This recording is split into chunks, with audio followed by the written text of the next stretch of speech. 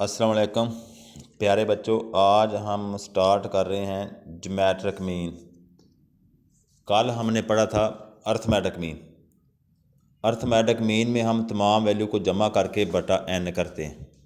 तमाम वैल्यू को जमा करके divided by n, sum of the values divided by n, ये होता है अर्थमेटिक मीन। आज हम करेंगे geometric mean. Geometric mean is defined as the nth root of the product of n positive values.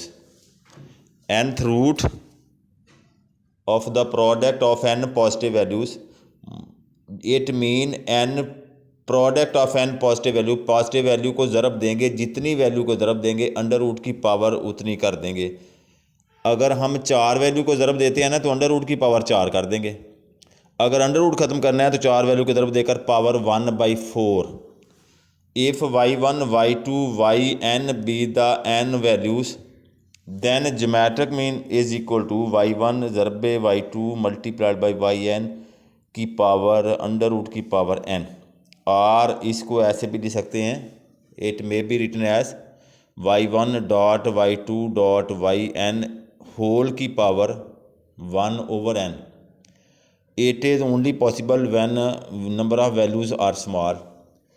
अगर वैल्यू ज़्यादा हूँ तो फिर फॉर अनग्रुप डाटा फार्मूला हम ये लगाएंगे, antilog of summation log Y divided by n। देखें, इसमें हम y का लॉग लेकर सम करेंगे divided by number of values. इसका जो आंसर आएगा उसका एंटीलॉग कर देंगे। अर्थमेटिक मीन में वैल्यू का सम करके बटा n करते थे, लेकिन ज्योमेट्रिक मीन में हम लॉग वैल्यू के सम करके बटा n करेंगे और इसका एंटी लॉग लें। फॉर ग्रुप डाटा f से ज़रब दे दें, मल्टीप्लाई कर दें, anti log of summation f log y divided by summation f। ये एंटी लॉग ज्योमेट्रिक मीन का फार्मूला है फॉर ग्रुप डाटा। अब आप आ जाएं, इसकी ये एग्जांपल दी हुई है। कहते हैं calculate geometric mean of the following values. Values को y भी लिख सकते हैं और x भी ले सकते हैं। देखें, पहली वैल्यू 45, 32, 37, 46, 39, 36, 41, 48 एंड लास्ट वैल्यू है 36। अब हम क्या करें,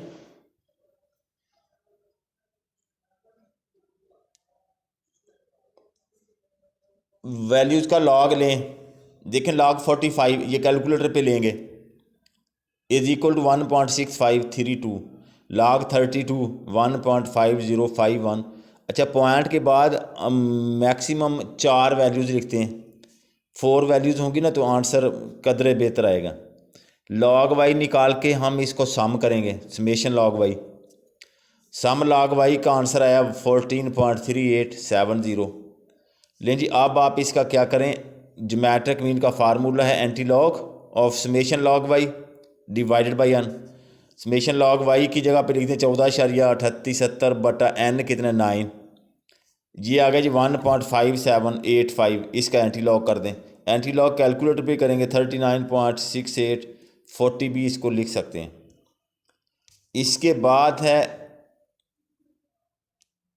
इसकी मेरिट्स और डीमेरिट्स।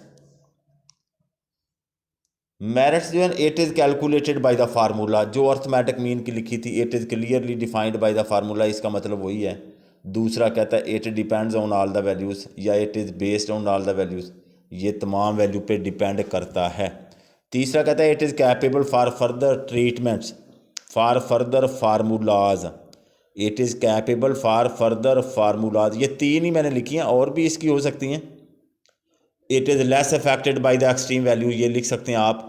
अर्थमेटिक मीन जो है ना वो ग्रेटली अफेक्टेड था अर्थमेटिक मीन एक्सट्रीम वैल्यू से।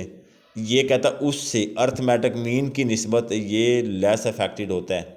तो आप यही 3 मेरिट्स लिखेंगे। It is clearly defined by the formula, it is based on all the values, ये तमाम वैल्यू पे बेस करता है। It is capable for further formulas. लेकिन जी इसकी डीमेरिट्स सबसे इम्पोर्टेंट जो है ना यूजेबल वो यही है, it can not be calculated if any value is zero और नेगेटिव।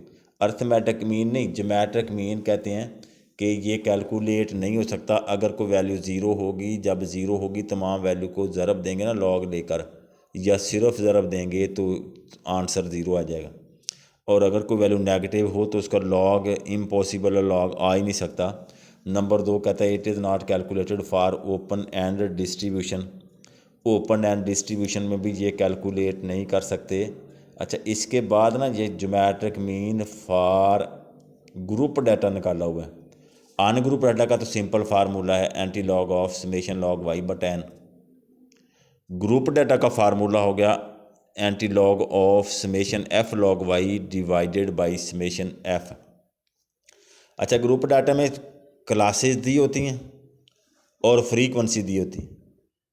क्लासेज में देखें ये पहली लिखी हुई है 65 से 84 तक, 65 टू 84 पहली क्लास, 85 टू 104 दूसरी क्लास, 105 से 124 तक तीसरी क्लास, और ये क्लासें दी हुई हैं। ये क्लास लिमिट CL ये क्लास लिमिट हैं, क्योंकि देखिए पहली क्लास की अपर लिमिट और दूसरी क्लास की लोअर लिमिट बराबर नहीं है। अगर पहली क्लास की अपर लिमिट और दूसरी सेकंड क्लास की लोअर लिमिट सेम आ जाएं तो फिर उनको कहते हैं क्लास बाउंड्रीज। ये क्लास लिमिट में से हम क्लास बाउंड्री भी निकाल सकते हैं, लेकिन इस क्वेश्चन में हमें ज़रूरत नहीं। क्लास लिमिट के आगे फ्रीक्वेंसी दिए हुए, पहली फ्रीक्वेंसी फर्स्ट है 9, 10, 17, 10, 5, 4, 5। Summation F sum of the frequency है 60। सम ऑफ द फ्रीक्वेंसी कितना है 60। अब हम ऐसे करते हैं, क्योंकि इसका फार्मूला है anti log of summation F log Y बटा समेशन एफ। पहले वाई निकालते हैं। वाई कहते हैं मिड वैल्यूज़ को, और ये मिड वैल्यूज़ आती कहाँ से हैं? ये क्लास लिमिट से। लोअर क्लास लिमिट जमा upper class limit divided by 2। Lower limit plus upper limit divide by 2 करेंगे तो पहली क्लास है जी 65 प्लस 84 डिवाइडेड बाई 2, आंसर आएगा 74.5।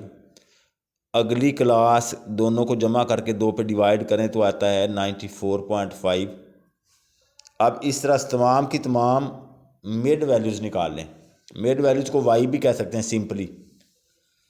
जब वाई निकल आएगा तो फिर हम इसका ना लॉग वाई निकालेंगे। ये अगला कॉलम लॉग वाई का ये निकला हुआ है, लॉग वाई। लॉग किसका भला? 74.5 का लॉग लेंगे, कैलकुलेटर पे लेना है। पॉइंट के बाद कम से कम 4 वैल्यू ज़रूर लिखनी। 1.8722 किसका लॉग है? ये 74.5 का।